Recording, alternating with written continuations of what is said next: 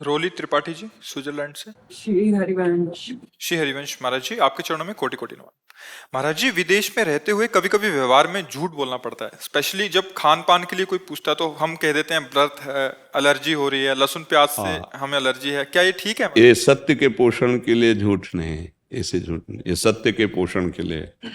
हम अपने धर्म पर चलना चाहते हैं, लेकिन हमें पता है कि भोजन अशुद्ध है। अगर मैं कहता हूँ भोजन अशुद्ध है तो इनको दुख होगा, तो हम उसको बचाव पक्ष में कहते हैं आज हमारे पेट में दर्द है, आज मैं प्रसाद नहीं पा सकता, आ तो गया हूँ पाऊंगा नहीं।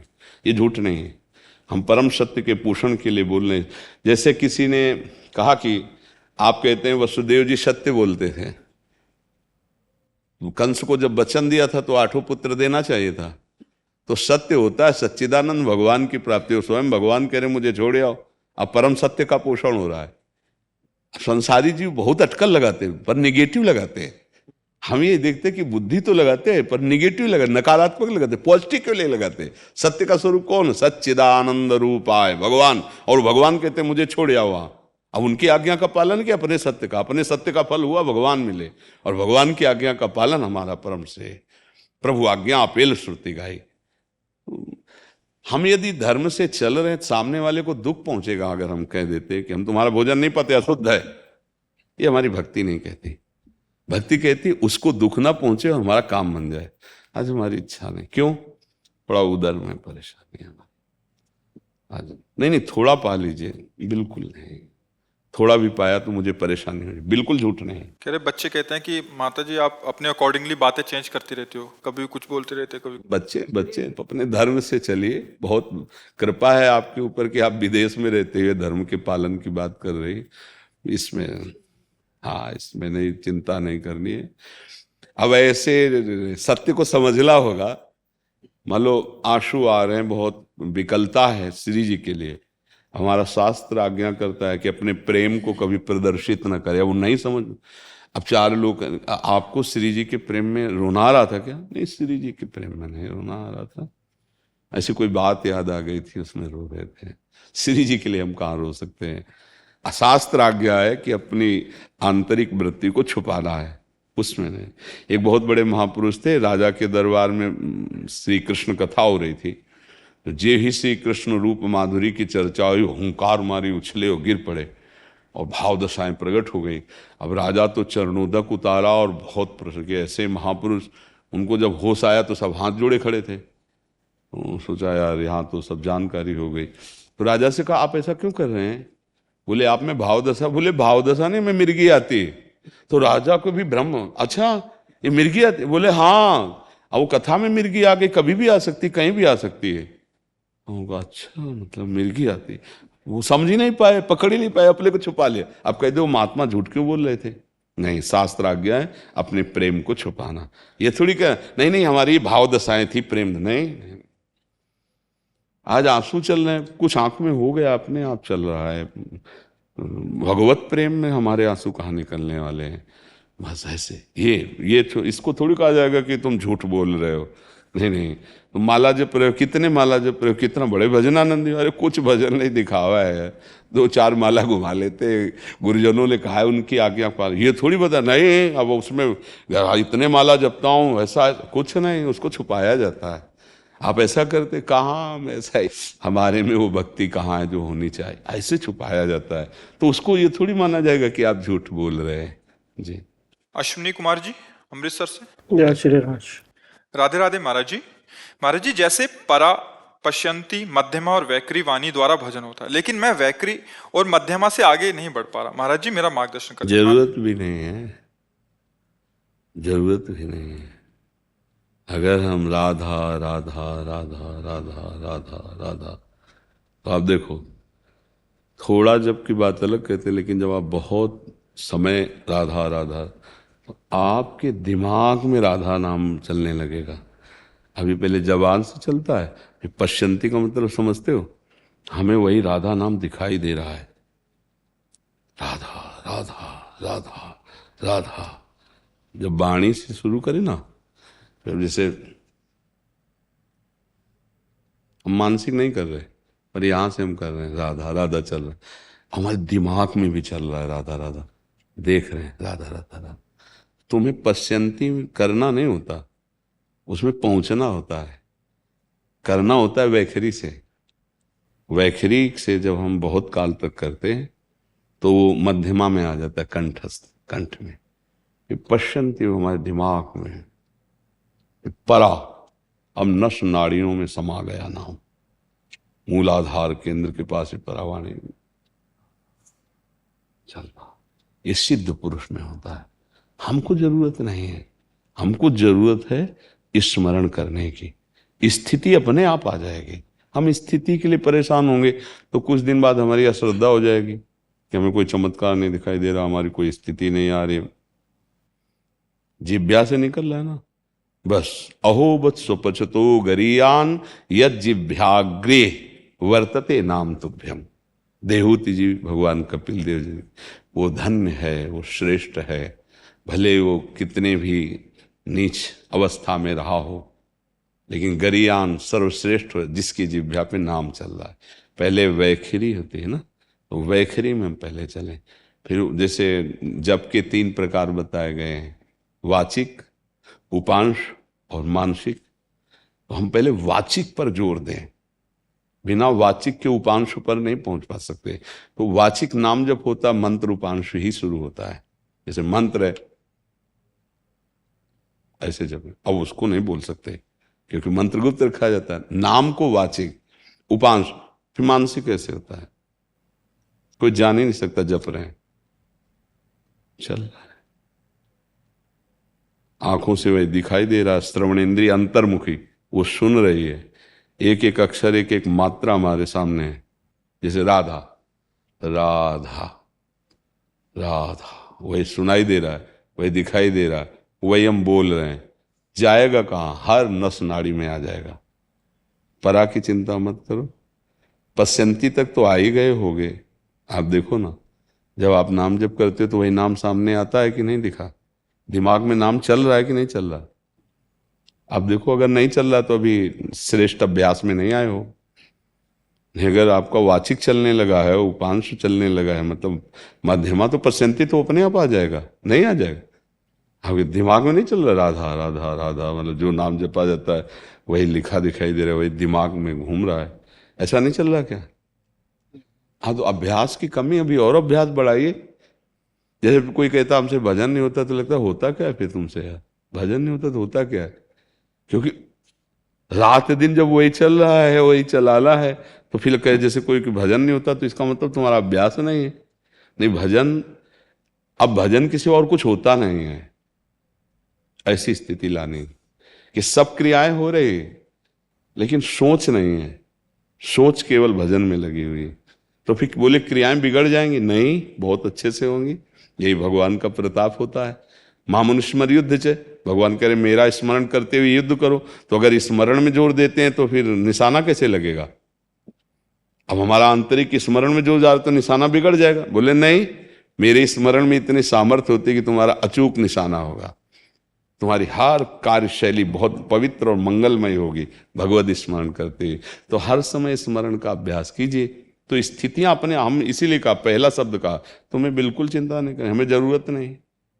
स्थितियां तो अपने आप आ जाएंगी, हमको उनकी मांग नहीं करनी, हमें मांग करनी सतत स्मरण की। इस बात को तुम देखो, खाली समय तुम्हारा कितना जाता है जिसमें भजन नहीं हो पाता। भोजन के समय, स्नान के समय, क्रिया करते हुए, चलते हुए, कौन सी ऐसी बात है जिसमें तुम्हारा भजन नहीं होता? उसको सुधारना है बस। स्थिति तो अपने आप आ जाएगी, हम स्थिति के लिए क्यों परेशान हो? हम वर्तमान को भजन में लगाने की चेष्टा करें, स्थिति तो अपने आप आ जाएगी। हमारी बात समझ पा रहे हैं आप?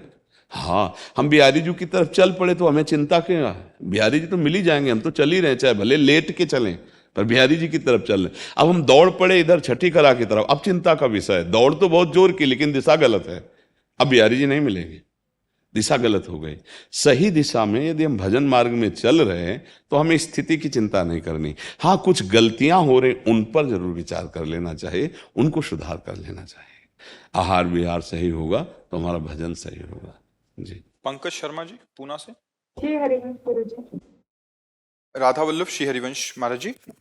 महाराज जी, मैंने अध्यात्म मार्ग को आपसे ही जाना है। इससे पहले व्यर्थ का ही जीवन जिया है, द्वंद्वों में फंसकर। परंतु आज ऐसी स्थिति है कि मेरे लिए आप ही सब हैं। वृंदावन भी आपसे है, श्री जी भी आपसे। आपके दर्शन मात्र से और सत्संग के बाद वृंदावन में कहीं जाने का मन ही नहीं करता, कहीं दर्शन करने का इच्छा ही नहीं होती। आप हमारे लिए दिव्य और सर्वत्र। फिर भी ऐसा लगता है कि जब आप प्रत्यक्ष रूप से नहीं होंगे तब हम वृंदावन किनके दर्शन हेतु आएंगे? क्या तब भी नियमित वृंदावन आना चाहिए? उसे जैसी किसका प्रश्न है? जैसी भावना आपकी, अगर ऐसी भावना परिपक्व हो जाए तो आपको लगेगा ही नहीं कि हमारे गुरु जी गए हैं या संत गए हैं, ऐसा नहीं लगेगा। क्योंकि ये शरीर भले चले जाए लेकिन इस शरीर के अंतर्गत जो परमात्म तत्व है वो तो कभी जाएगा नहीं ना। वो तो सर्वत्र व्याप्त तत्व है। जैसे गुरु तत्व है ऐसे ईश्वर तत्व है। गुरु तत्व को कहा गया अखंड मंडलाकारम व्याप्तम येन चराचरम। तो एक व्यक्ति के ढांचे में जो बैठा हुआ तत्व है, और ढांचा तो जा सकता है, वो नहीं जा सकता। और आप खास तौर से प्यार उसी से करते हैं, ढांचे से नहीं। ढांचा अगर आज है तो कल नष्ट होगा, पक्का नष्ट होगा। ये नाशवान है। लेकिन इसमें जो बैठा है वो अविनाशी है। और अगर भाव आपका बना है तो ऐसे ही प्रेमानंद रूप ऐसे ही धारण करके वो अविनाशी तुम्हारा शासन करता रहेगा। तो तुम्हें लगेगा कि दुनिया की नज़र में वो चले गए, लेकिन मेरी नज़रों में तो हर समय सामने बसे हुए हैं। तभी बात, प्रेम का मतलब यही होता है। शरीर की उपस्थिति या अनुपस्थिति प्रेम में कोई फर्क नहीं पड़ता। जैसे गोपीजन, मथुरा कितनी दूर है और वृंदावन, भगवान का आदेश नहीं था तो कभी कोई गोपी मथुरा में कदम नहीं रखा। और प्यार में तड़पते हुए जब उद्धव जी ने देखा तो उनके पास ही श्री कृष्ण दिखाई दिए। भाव में कभी श्री कृष्ण के सानिध्य में, कभी विकलता है। दोनों स्थितियां देखकर उद्धव जी चरणों में लौट गए कि ऐसा प्रेम, अभी तक तुम अपने को ज्ञानी समझते थे लेकिन अधूरे थे। आज जाना वास्तविक प्रेम में शुद्ध ज्ञान का क्या प्रकाश होता है। कभी ऐसा महसूस नहीं हुआ गोपीजनों को कि प्रभु हमसे दूर हैं। वो खुद कह रहे हैं उद्धव से कि नाहिन रहे हो ही माँ ठौर, अब हृदय में जगह नहीं रह गई तुम्हारे उपदेश की। नंद नंदन अछत, यहाँ विनाशी स्वरूप से प्रभु विराजमान हो गए। तो जब हम किसी से अपनापन करते हैं और वो सत्य वस्तु होती है तो हमारे दिमाग में, हमारे हृदय में वो छा जाती है। जब हम असत वस्तु से करते हैं तो ममता उसकी भी हो जाती है, पर फिर उसका वियोग होता है। उपस्थिति सत की निरंतर होती है, असत की रह नहीं सकती। वर्तमान में भी वो नष्ट हो रहा है प्रतिपल। असत है ना, देखो पता नहीं चला बाल्यावस्था का किस तारीख से परिवर्तन हुआ, पर खत्म हो गई। पता नहीं हुआ जवानी का किस तारीख को आयु, किस तारीख को खत्म हो गई। अब पता नहीं चलेगा किस तारीख को ये शरीर पूरा खत्म हो जाएगा। ये प्रतिपल मर रहा है क्योंकि मरण धर्मा है। अविनाशी प्रतिपल वैसा, मैं वैसा ही था बाल्यावस्था में, मैं वैसे ही था गर्भ में भी, मैं वैसे ही था जवान में भी, मैं वैसे ही था बूढ़े में। मैं अगर मुक्त नहीं हुआ तो अगला जन्म फिर वैसे ही होगा और उसी को मैं मान लेगा। मैं के साथ जो जो जुड़ता जाता है, जब तक वो नहीं हटेगा तब तक मैं मुक्त नहीं हो सकता। मैं स्त्री, मैं पुरुष, मैं धनवान, मैं कुलवान, मैं विद्वान, मैं के साथ जो जुड़ा प्रकृति का, वो आपको जन्म लेने के लिए विवश कर देगा। और मैं शुद्ध रह गया, वो मोक्ष को प्राप्त हो जाएगा। और मैं भगवान को समर्पित हो गया, वो प्रेम को प्राप्त हो जाएगा। अभी मैं के साथ कुछ जुड़ा रहता है।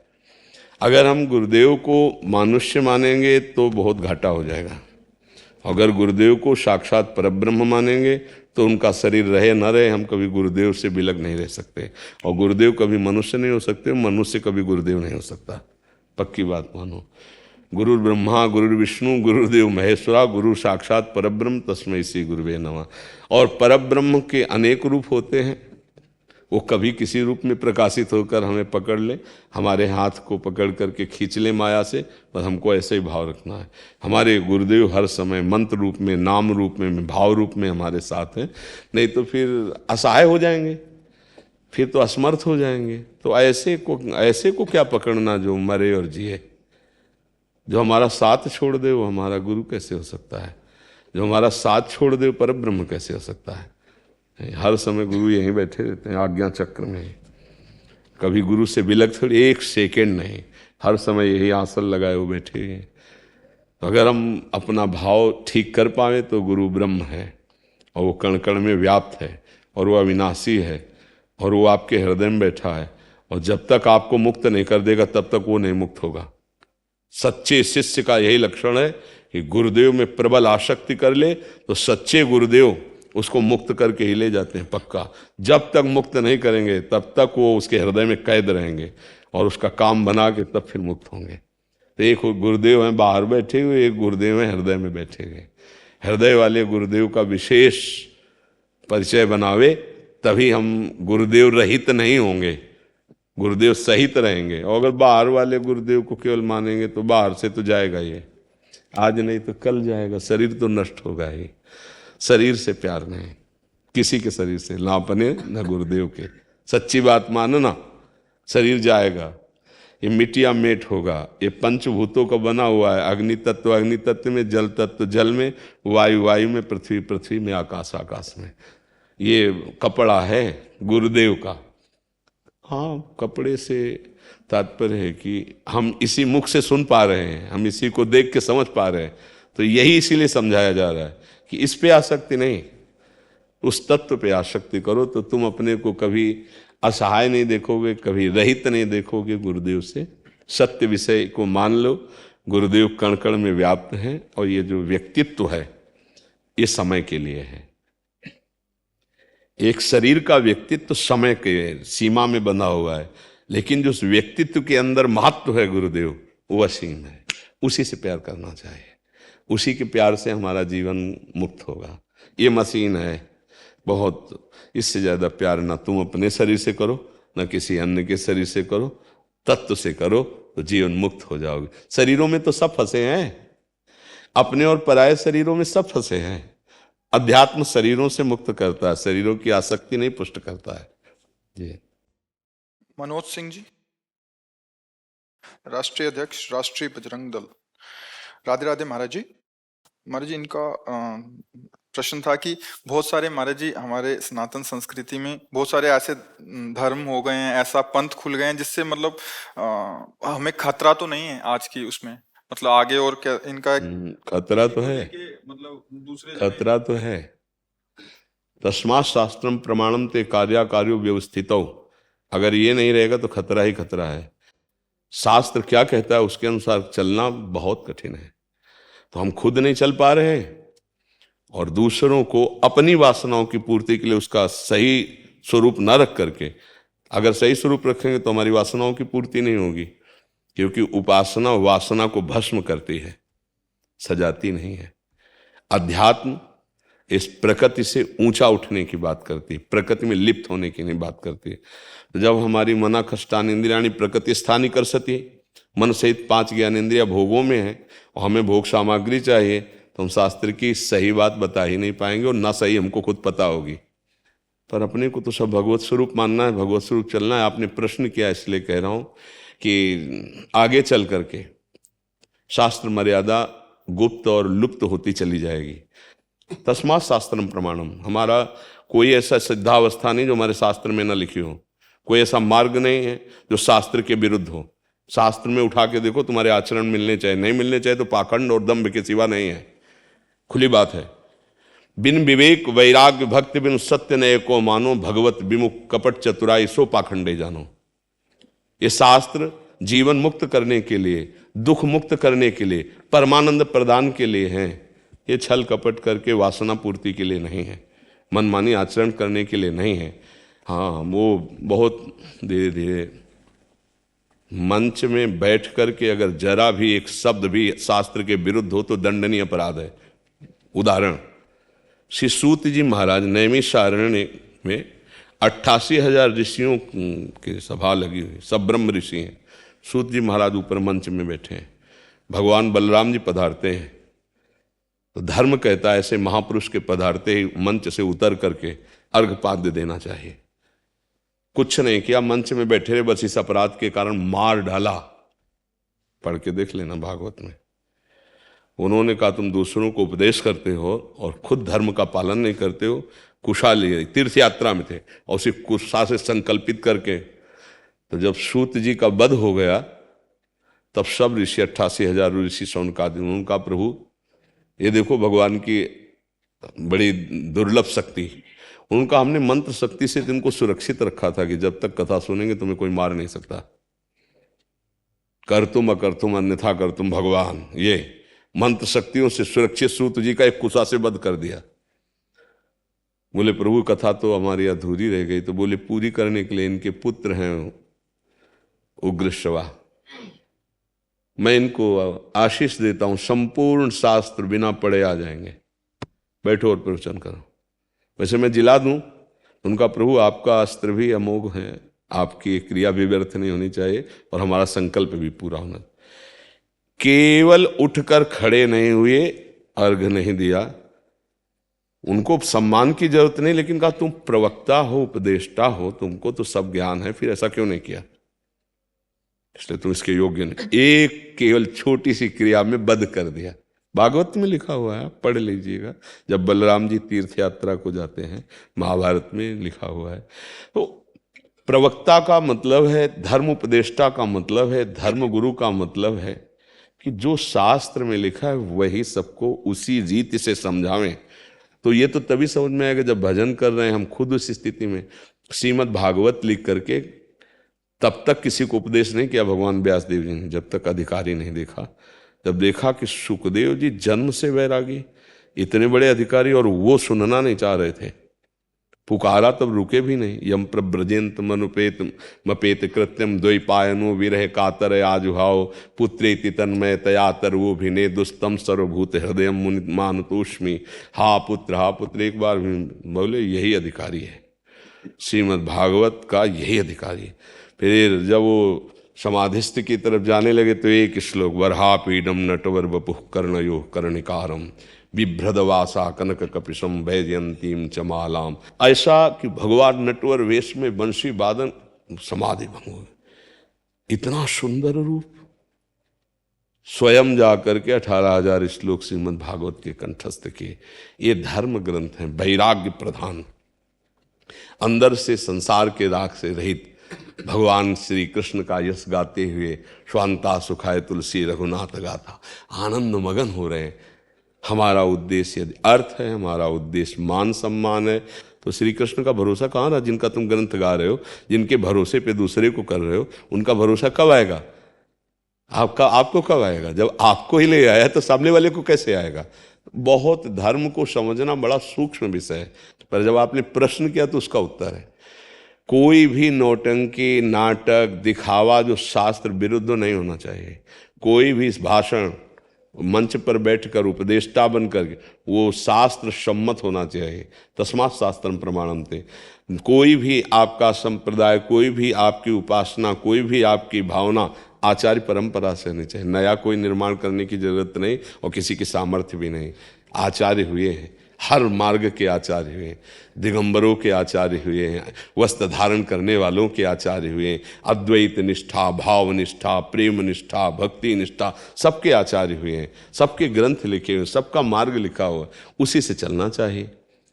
महाजनों गतेन सपंथा, जिसमें महापुरुष गए उसी मार्ग से चलना चाहिए। तो अब मनमानी तो बहुत कुछ हो रहा है, उससे अपने को ज़्यादा मतलब नहीं है।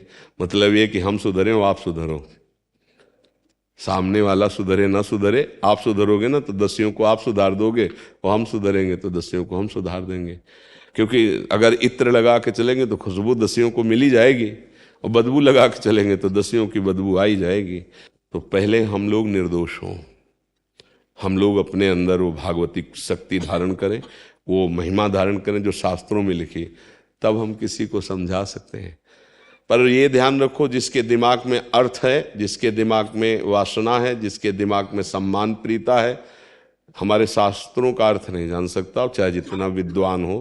शास्त्रों का अर्थ अमानी रह करके, शास्त्रों का अर्थ निष्काम भावना से, शास्त्रों का अर्थ भगवत प्राप्ति का लक्ष्य बनाकर तब जाना जाता है। नहीं तो जैसे राजा लोग थे ना, तो तिजोरी जहाँ उनका धन का खजाना होता था, वहाँ सैकड़ों मार्ग रख देते थे, सैकड़ों मार्ग भूल भुलैया का, और उस मार्ग से वही जाता था उनका परफेक्ट आदमी है, और वही चाबी लगा पाएगा।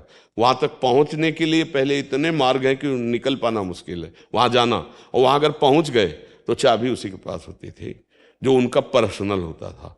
बस ऐसे समझो, शास्त्र में ब्रह्मानंद रखा हुआ, भगवदानंद रखा, पर इतना घुमा के रखा हुआ है कि अगर गुरु प्रतापी नहीं है, गुरु शरणागत नहीं है, गुरु प्रसाद नहीं प्राप्त हुआ, वो पकड़ ही नहीं पाएगा, वहीं रखा हुआ है और समझे नहीं आएगा, बात निकल जाएगी।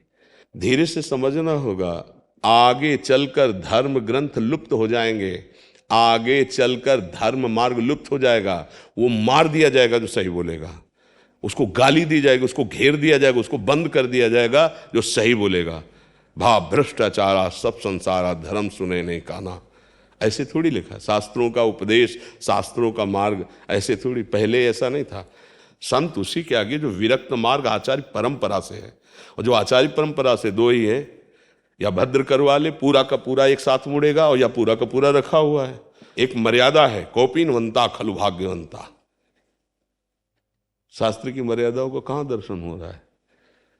बहुत बहुत बहुत विचित्र समय है। इसलिए धर्म से अपने लोग चलें।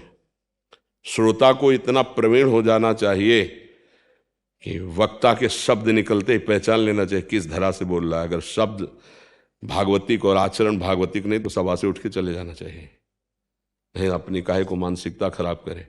धर्मयुक्त भागवत का स्वयं स्वाध्याय करो, ग्रंथों को स्वाध्याय करो, वहां बैठो जहां बैठने से संशयों की निवृत्ति है। त्याग, वैराग्य और विवेक के बिना सब नाटक है, भगवत ऋषि जी कह रहे हैं। बिन विवेक वैराग्य भक्ति बिन सत्य नय को मानो, भगवत विमुख कपट चतुराई शो पाखंड जानो। भगवत मार्ग का पथिक है। और देखो बड़े बड़े राजघरों से जब वैराग्य लिए तो मिट्टी का पात्र या नारियल का पात्र, वस्त्र, कष्ट सहकर भगवदानंद को प्राप्त किया।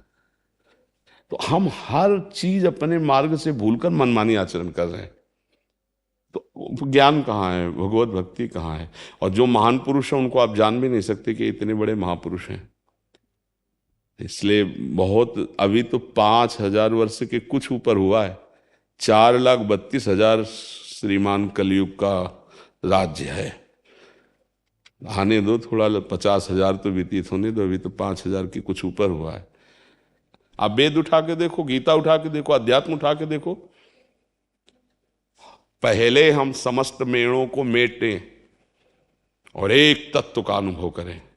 विद्या विनय संपन्ने ब्राह्मणे गव्यस्तिनी सुनी च सुपाके च पंडिता समदर्शिना। अब समदर्शी स्थिति में धर्म का विभाग किया। अब जो अधर्म मार्ग में चल रहा उसके लिए हम भगवत स्वरूप मान करके फिर युद्ध करते हैं। पहले हमारे शास्त्रों का रहस्य संग घोर पापात्मा में भी उस ब्रह्म तत्व को देख करके फिर युद्ध किया गया है।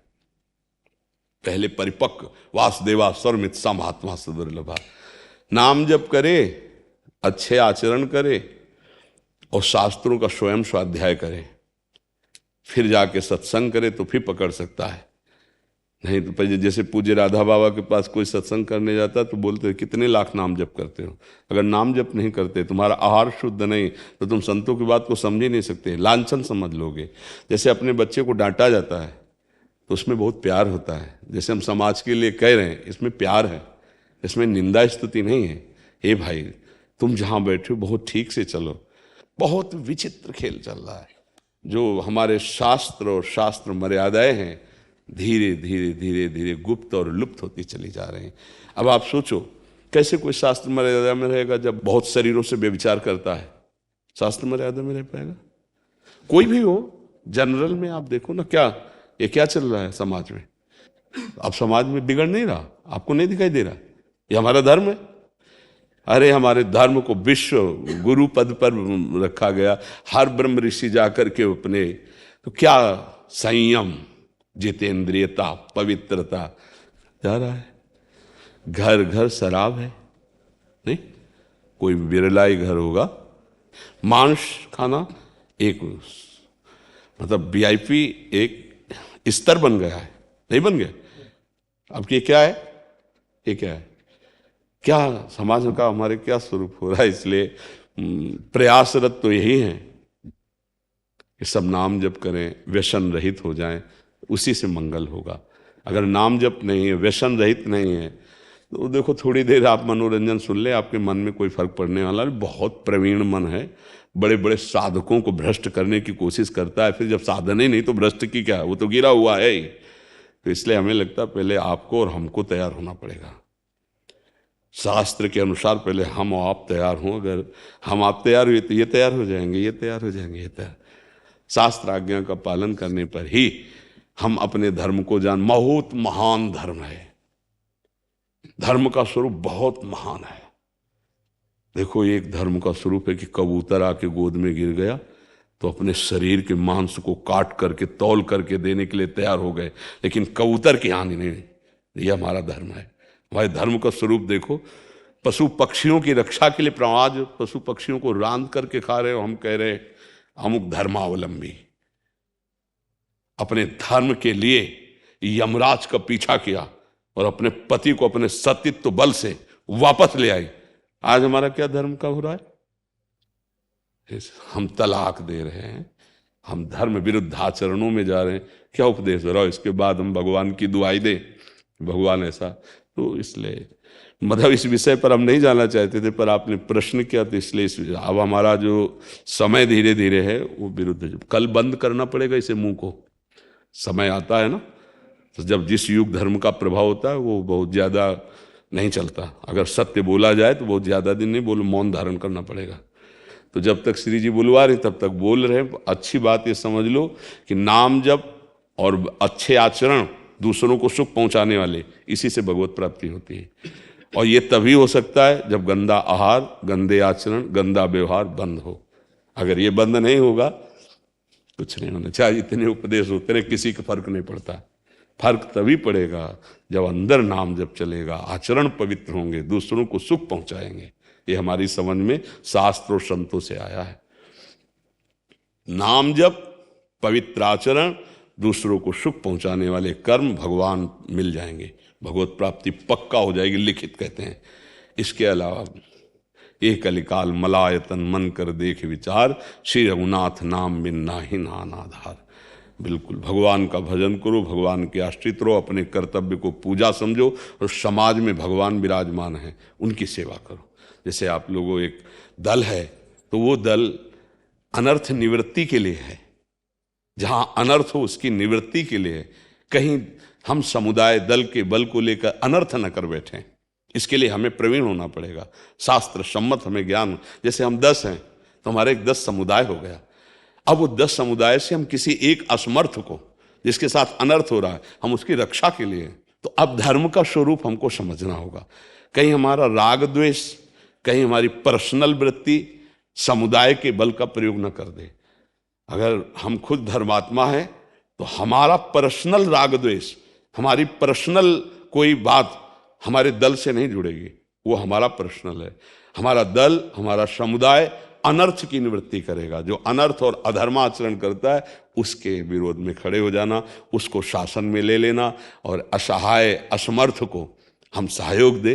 तो वो तभी हो सकता है जब अंदर से हम खुद बलवान बने, कोई व्यसन न हो, कोई व्यभिचार न हो, कोई राग द्वेष न हो, फिर हम धर्म के मार्ग में चले। तो महाभागवत श्री हनुमान जी हैं, महाभागवत पहले विनय की है रावण से हाथ जोड़कर, ऐसे समर्थ इतने कि एक थप्पड़ में रावण का काम हो सकता है। एक थप्पड़ में वो सीता जी से कहा कि माँ मुझे रघुनाथ जी ने आदेश नहीं किया, वाल्मीकि रामायण में कहा नहीं, इसको पत्नियों सहित बंदी बना के अभी प्रभु के चरणों में डाल दूं, अकेले पूरी लंका को विध्वंस कर दूं।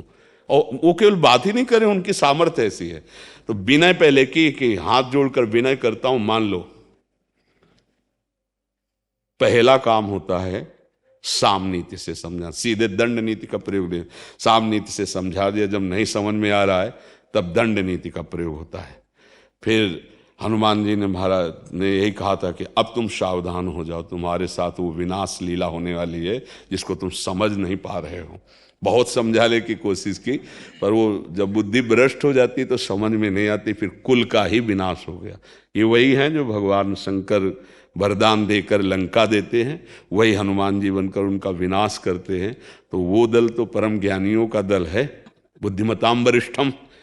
बलों में सबसे महाबल हनुमान जी और ज्ञानियों में सबसे बड़े ज्ञानी। तो बस विवेकवान बनकर धर्मयुक्त हमारे समाज की सुरक्षा करो, अधर्म को रोकने की चेष्टा करो, और वो तभी होगा जब अंदर हमारे परिवर्तन हो जाए। क्यों?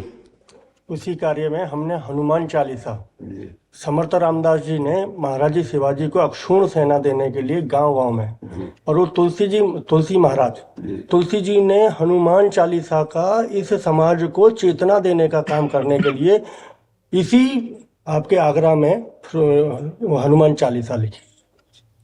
उसी के अंतर्गत हमने 1 लाख गांव के अंदर हनुमान चालीसा की चेतना का जागरण करने के लिए युवकों को, युवा जो एक अलग दिशा में जा रहा है उसको धर्म मार्ग से बल उनमें आए, और वो बुद्धि और वो जो उनके अंदर धैर्य है, धैर्य के साथ बुद्धि भी आए और बल भी आए और चरित्र भी आए। इसी कार्य में महाराज जी लगे। बिल्कुल आगे बढ़िए, और चालीसा के साथ साथ थोड़ा समझाने की भी कोशिश कीजिए।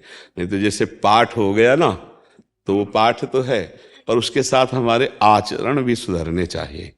आचरणों पर बहुत ध्यान दीजिए। हम जब गान करते हैं तो चरित्र गायन करते हैं, रामचरित्र गाते हैं ना, और हनुमान जी को पसंद क्या है? चरित्र ही तो पसंद है। रामचरित्र सुनबे के रसिया, भगवान के पावन चरित्र को सुन। तो जितने भी हनुमान जी की हनुमान चालीसा गाते हैं, चरित्र सीखो। महाराज हनुमान जी महाराज चरित्र को दिखाते। लंका जैसे घोर चरित्रहीन घरों के समाज के बीच में घुस करके कहीं चरित्र में फर्क नहीं पड़ा, कहीं मन डगमगाया। वहां वाल्मीकि रामायण में लिखा, एकमात्र हनुमान जी ये ऐसे हैं जो रावण के महल में घुस करके भी और कहीं लुभायमान नहीं हुए। क्यों? राम प्रताप हृदय में विराजमान है। प्रविश नगर कीजय सब काजा, हृदय राख कौशलपुर। भगवान हृदय में, चरित्र पावन है, तभी हमारा देश सुखी होगा, तभी समाज सुखी होगी। बहुत अच्छा है, धन्यवाद है, और आगे बढ़ते रहिए। देवांशु जी बिहार से। श्री हरिवंश ठाकुर जी। श्री हरिवंश महाराज जी। महाराज जी, आपको तो ठाकुर जी के मन की सारी बातें पता है, इसलिए आपसे पूछता हूँ, ठाकुर जी तो पूर्ण है, उनमें कोई अभाव तो है नहीं, फिर उन्होंने एकोहम बहुश्यामा का संकल्प क्यों किया, अथवा करते आ रहे हैं? क्या प्रेम के? ये क्यों है? ये एक भ्रम है तुम्हारा ही भ्रम है, ठाकुर जी का नहीं। सही माने में तुम्हारा ही भ्रम है। अगर अपने भ्रम को दूर करो, तरंग खत्म तो समुद्र ही है। ये क्यों इच्छा हुई ठाकुर जी की, ये हमारा भ्रम है। कोई इच्छा रही तो उनमें इच्छा होगी नहीं। जय जाने जग जाए हेराई, जागे जथा स्वपन भ्रम जाए। क्योंकि ये दोषारोपण का भाव आता है ना इसमें। प्रभु के अंदर इच्छा क्यों प्रकट हुई? तो इच्छा ही नहीं है उनके अंदर। तो ये है क्या? बोले एक स्वाप्निक भ्रम है, सत्य नहीं है। उमा कहूं मैं अनुभव अपना, सत हरि भजन जगत सब सपना। सीधा उत्तर ये तभी समझ में आएगा जब खूब भजन करके देह भाव नष्ट कर दोगे, नहीं समझ में आएगा। एक भ्रम है, एक भ्रम का खेल है। जास कृपा सब भ्रम मिट जाई, गिरजा सोई कृपाल रघुराई। गुरु प्रसन्न साहबन कुला, मिटी सकल कल्पित भ्रमशूला। ये भ्रम है, ये भ्रम है। इसी भ्रम को मिटाने के लिए साधना की जा रही। भला उस पूर्ण काम में इच्छा क्यों होगी? जैसे वेद कहता खेलने की इच्छा हुई, एको हम बहुश्यामा, मैं अपने आप से अपने आप में खेलूं, उसके अंदर इच्छा हो। कहा जा रहा है, लेकिन वो इच्छा रहित है। हमारी जो इच्छा रहित स्थिति आ जाएगी तो वही हम समझ जाएंगे। पहले हम अपनी इच्छाएं मिटाएं तो इस प्रश्न का उत्तर मिल जाएगा। अगर हम अपनी इच्छाएं मिटा पा गए तो हम जान जाएंगे कि वो इच्छा रहित कोई और नहीं था, वो मैं ही था। इच्छा किसके हुई है? भ्रम के। आप अपने भ्रम को हटा दीजिए तो अभी आप देख लेंगे। सच्ची बात मान लेना, इसमें क्यों में तर्क का कुछ स्वरूप नहीं है। जैसे वो तो वैदिक सिद्धांत से पौराणिक सिद्धांत में देखो, भगवान की नाभि से कमल प्रकट हुआ, तो भगवान की इच्छा हुई होगी तब नाभिक से कमल से भगवान ब्रह्मा प्रकट हुए। ब्रह्मा जी से भ्रकुटी से महादेव जी प्रकट हुए। ब्रह्मा जी ने जब देखा मेरी सृष्टि का वर्धन कैसे हो, तो उनके शरीर के 2 रूप हो गए, एक मनु एक शतरूपा। सतरूपा से समस्त स्त्री प्रजाति, चाहे वो पशु पक्षी कुछ भी जितनी, और मनुष्य सब पुरुष प्रजाति। ये जो पुरुष और स्त्री से संपूर्ण चराचर भर गया वो भगवान ब्रह्मा ही अपने आप को मनुष्य रूपा ने पूरी सृष्टि को भगवान ब्रह्मा के रूप में, भगवान श्री हरि नाभि कमल ही ये ब्रह्मांड, ये सब क्या है? जब जगे तो पता चला कुछ नहीं है।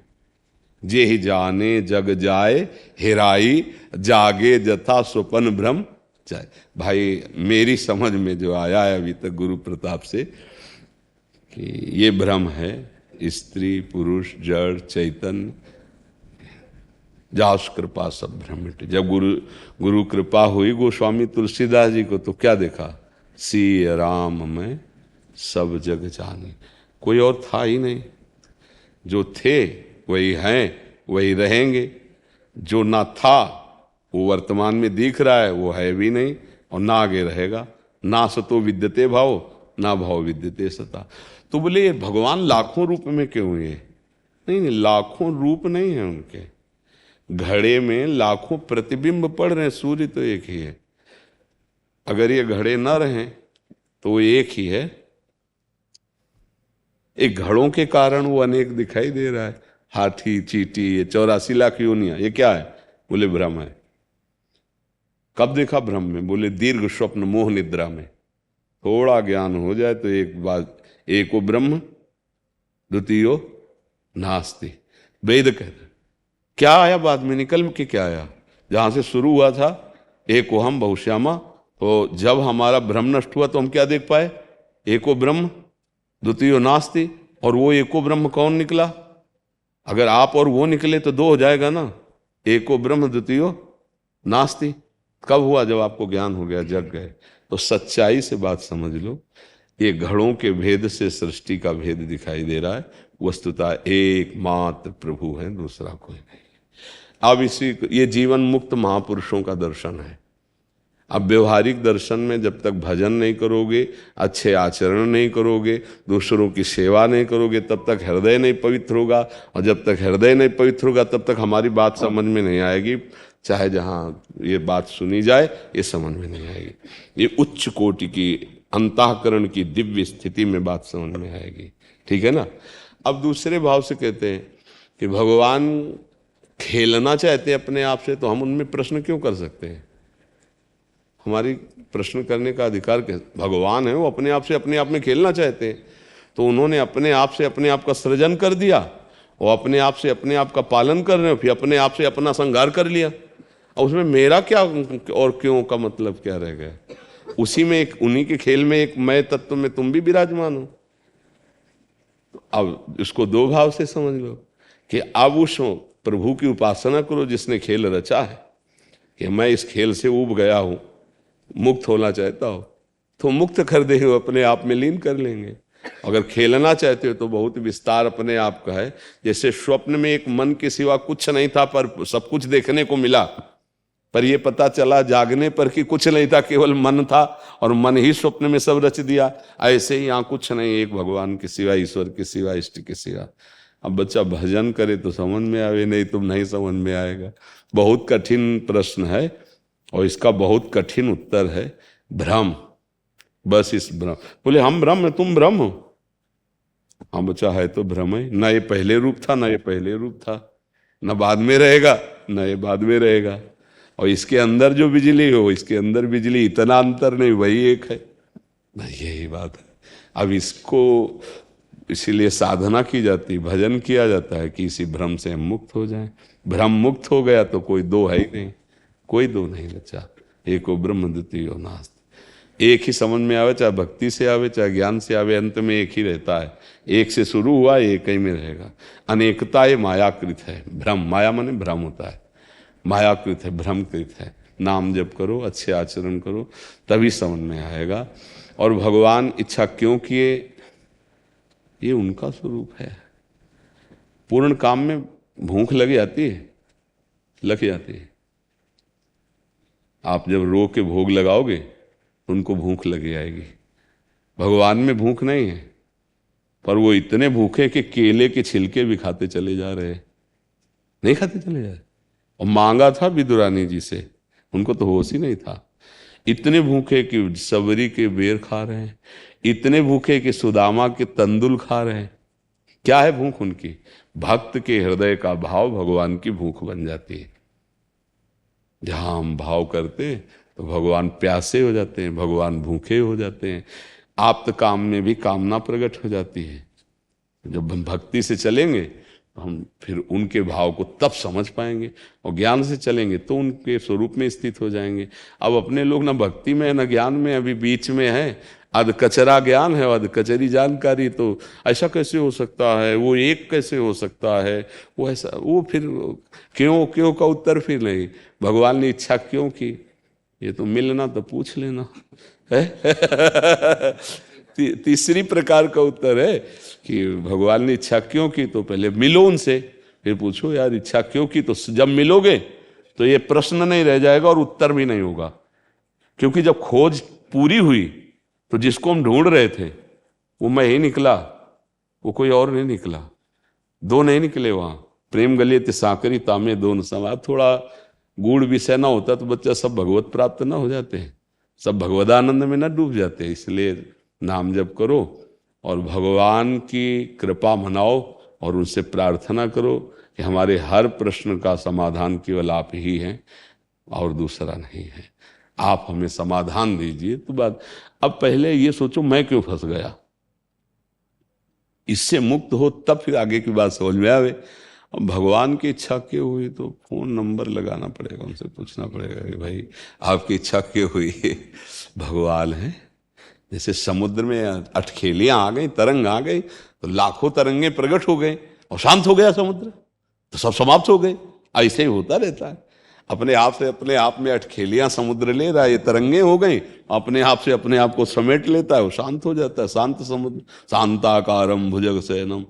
बड़ा विचित्र रूप है। भजन करो तो जान पाओगे, नहीं बड़े बड़े ऋषि मुनि अटकल लगा के ले जान पाए। हम लोग तो बहुत ही छोटे स्तर में हैं। बड़े बड़े 88 हजार वर्ष की समाधि लगाने वाले भी उनका चरणोदक पीते हैं और उनका नाम जप करते हैं। उनसे प्रश्न नहीं कर सकते कि आपने इच्छा क्यों प्रकट की है रे। देखो हम लोग कहते हैं भगवान ने इच्छा क्यों की, उनकी मौज है यार, इच्छा नहीं कर सकते।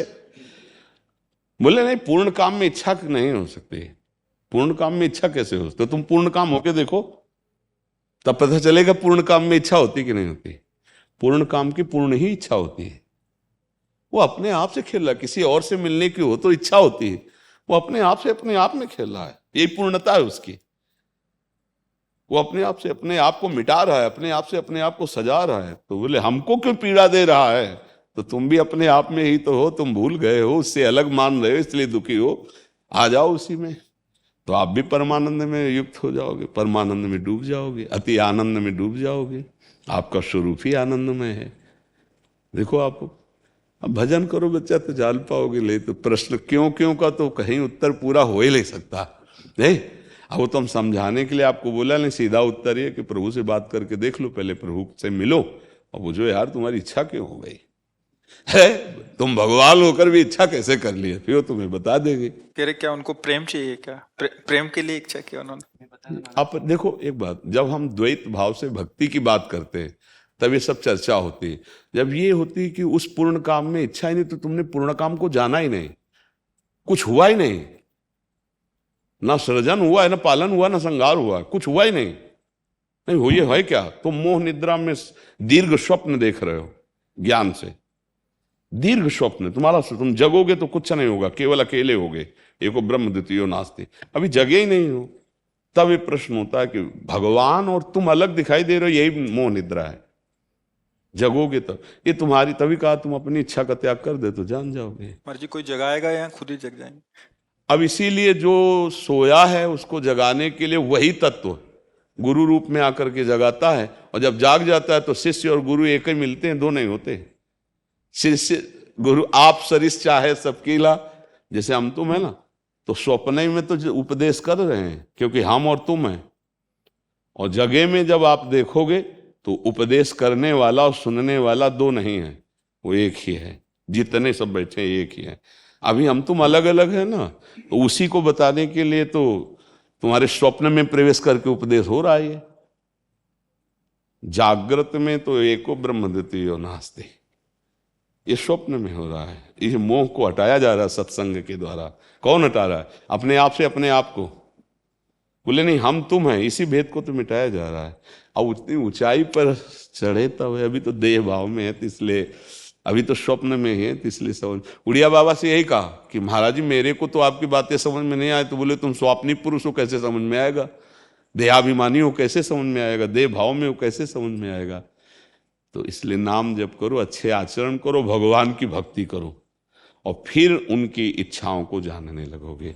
सही माने में वो समुद्र है, अटखेलियां लिया तो लाखों तरंगे उत्पन्न हो गई और अपने में समेट लिया, शांत समुद्र हो गए, कुछ नहीं है। आज एक नया साधक कोई मिले थे, कह रहे महाराज जी की बातें अब कभी कभी ऐसे लगते हैं इधर से जा रही हैं, इधर से जा रही हैं। हाँ तो जा रहे हैं। कितने को समझ में आ रहा है, कितने को समझ में आ रहा है कि ये सब झूठा स्वप्न चल रहा है? हमारा बेटा झूठा, हमारे पति झूठे, हमारा भोजन झूठा, ये ट्रेन झूठी, ये हेलीकॉप्टर झूठा, ये हवाई जहाज, कह रहे सब झूठा है। अब ये सत्य दिखाई दे रहा है तो उस सत्य को कैसे जान पाओगे? और जब उस सत्य को जान जाओगे तो ये कुछ है ही नहीं। भाई यही जानने के लिए तो इस मार्ग में तो कितने जीवन मुक्त है, कहाँ जीवन मुक्त है? पुनरपि जननम पुनरपि मरणम पुनरपि जननी जठरे शयनम। तो कम से कम सुनने को मिल रही है बात, यही सौभाग्य समझो। सतमार्ग अध्यात्म की बात सुनने को मिल रही। इसलिए हर प्रश्न के उत्तर के बाद में हम कहते हैं नाम जप करो, राधा राधा राधा राधा, सब ठीक हो जाएगा, सब समझ में आ जाएगा। मन बहुत अशांत रहता है, लगता है कि चीजें सही हो रही हैं, सामान हो रही हैं, लेकिन इतना लंबा समय लग जाता है। देखो आपको बताए, जब तक निरंतर नाम जप नहीं होगा तब तक बाहरी किसी क्रियाओं से मन को शांत नहीं किया जा सकता। बाहर की क्रियाएं आंतरिक हृदय तक हमारी शांति नहीं पहुंचा सकती।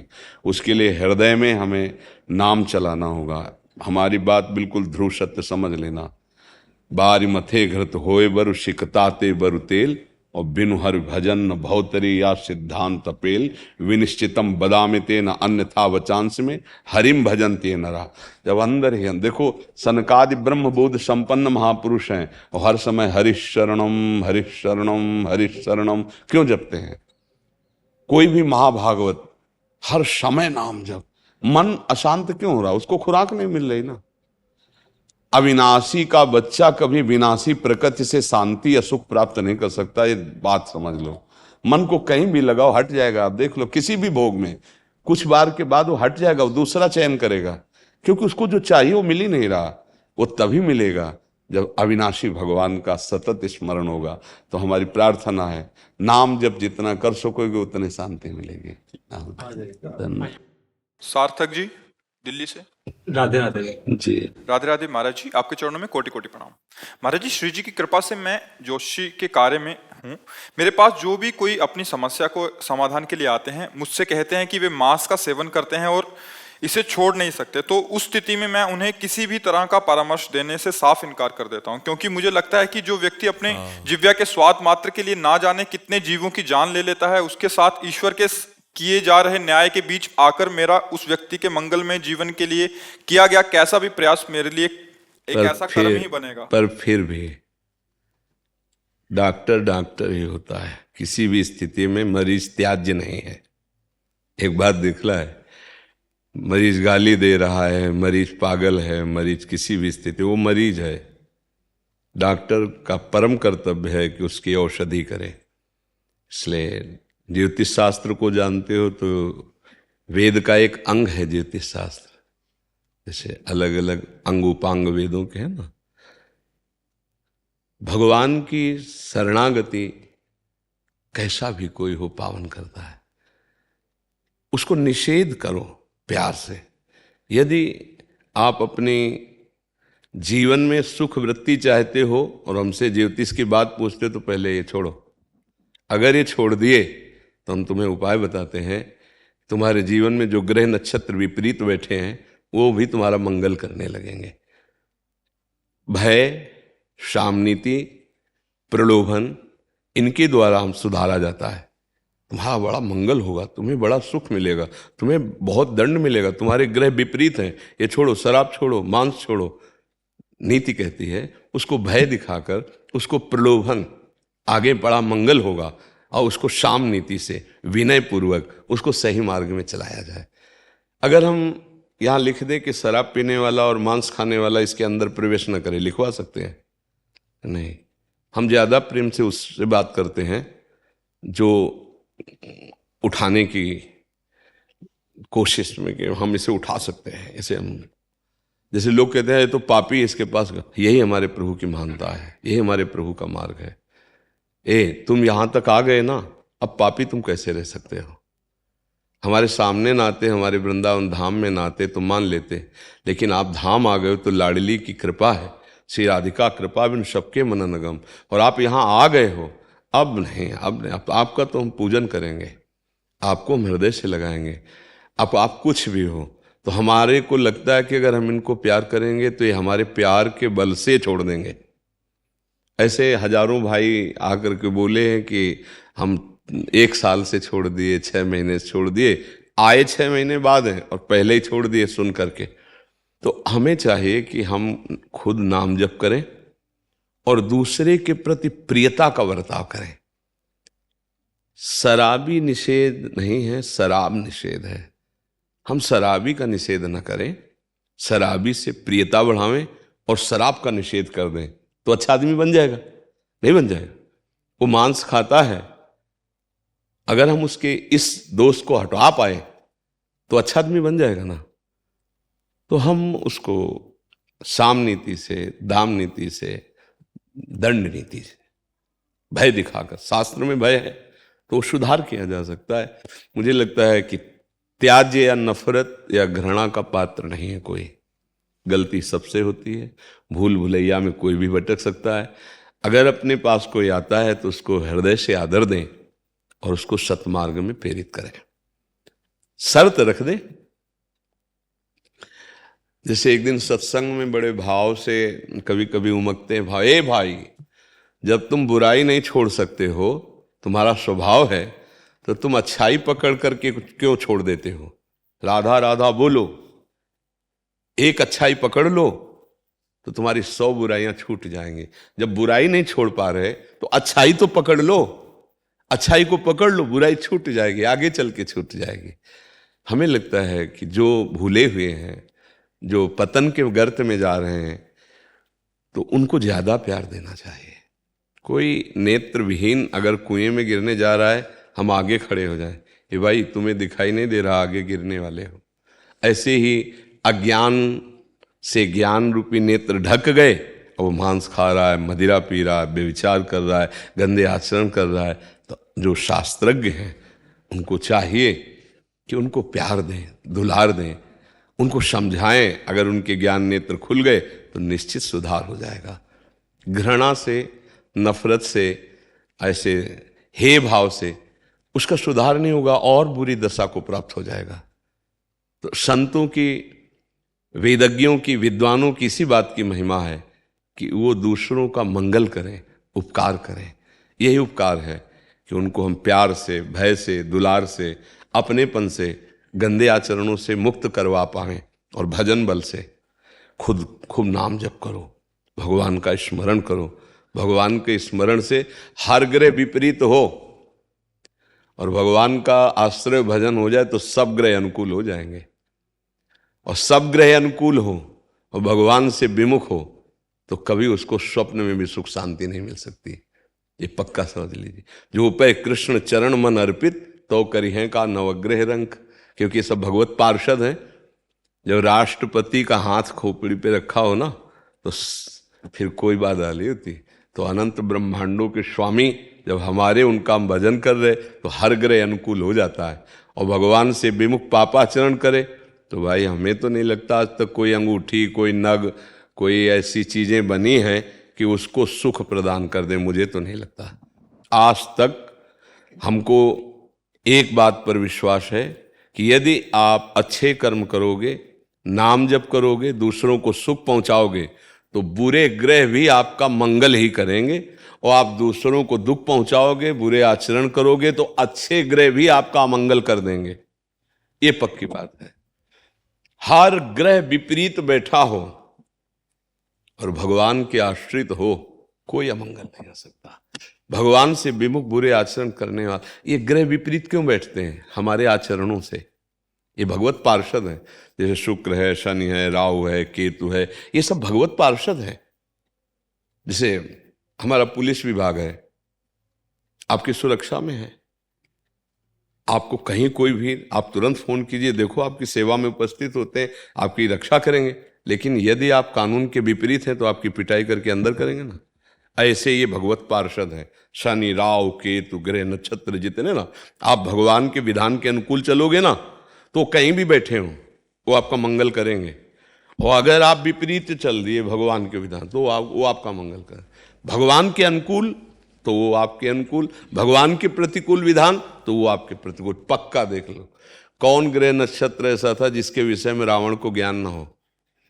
वो बहुत बड़ा विद्वान भी था ना, विद्वता की मूर्ति था, पर वासना के कारण ही तो उसे राक्षस कहा गया, चरित्रहीनता के कारण कहा गया।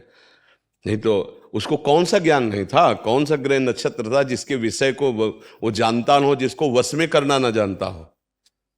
शनि भगवान को उल्टा टांगे हुए था, आपने तो सुना ही होगा। कोई ग्रह नक्षत्र देवता लोकपाल ऐसा नहीं जो उसके अधीन ना हो, कुछ काम में नहीं आया, क्योंकि भगवान के विरुद्ध था। बस बात इतनी। भगवान की सन्मुखता सब मंगलमय है, भगवान की विमुखता ही सब अपवित्रता है। तो मुझे लगता है कि किसी को भी तिरस्कार, घृणा, नफरत, हे बुद्धि ना दी जाए, प्यार दिया जाए। भाई अगर आप हमारी बात मानते हैं जैसे उससे, तो हमें दिखाई दे रहा है ये ग्रह ऐसे ऐसे, अगर आप ये नशा छोड़िए और ये मांस छोड़िए तो काफ़ी तो इसी से सुधार हो जाएगा, क्योंकि आपके गलत आचरण आपके ग्रह नक्षत्रों को विपरीत ले जा रहे हैं। ऐसे ही बोलते हैं, अगर फिर भी मना करते हैं तो फिर हम हाथ छोड़ देते हैं। हाँ हाँ, और नाम जप आप भी कीजिए तो फिर परिवर्तन होगा, मना नहीं कर पाएंगे सामने। एक चीज और समझ लो, जैसे हाँ, जैसे अपने नाम जप करते हैं ना, भगवान का नाम जप करें, और जब अपनी प्यार दृष्टि से देखते हैं कि जैसे अपने भाई को देखा जाता है, अपने पुत्र को देखा जाता है, ऐसे हम प्रभु भाव से आपको देखेंगे और आपसे कह देंगे ए भाई आज के बाद नहीं। तो यही कई भाइयों ने कसम खाई कि प्राण चाहे त्याग दें, आज के बाद शराब और मांस कभी नहीं छुएंगे, ऐसा कई बार। तो हमें लगता है हमें भगवान से भी प्रार्थना करनी चाहिए और स्वयं भजन करके दूसरों की मंगल की बात करनी चाहिए। ठीक है जी।